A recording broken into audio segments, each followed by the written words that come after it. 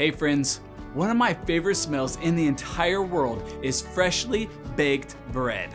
Nothing is better than walking in after a long day's work and smelling the sweet fragrance of those carbs and calories.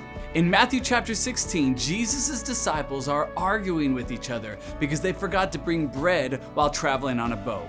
In the middle of their argument, Jesus says, "Be on your guard against the yeast of the Pharisees and Sadducees." Perplexed, they began arguing even more. Finally, Jesus says, "How is it that you don't understand that I was not talking about bread, but be on your guard against the yeast of the Pharisees and Sadducees?"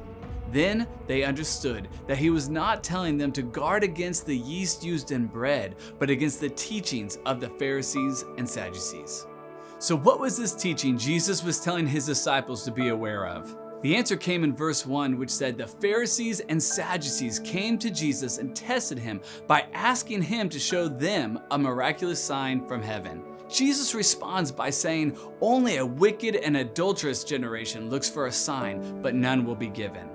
I believe Jesus was trying to teach something very important to his disciples, which is still important to us today.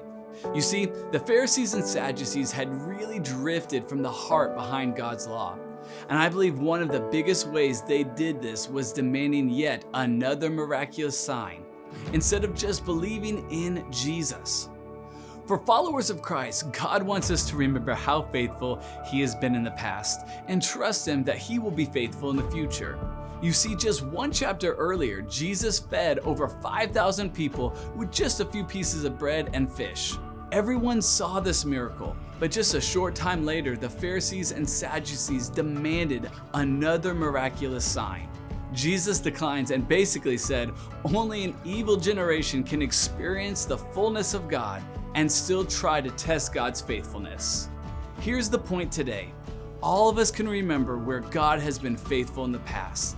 Let's stand in faith and believe because God was faithful in the past, He will be faithful in the future. Let's not let a little doubt ruin our faith. Just like a little yeast can ruin a whole batch of dough, so a little doubt can ruin our trust in the Lord. Wherever you are today, I want to encourage you to trust in the one who has always been faithful. He will never leave you nor forsake you. You can trust in Him.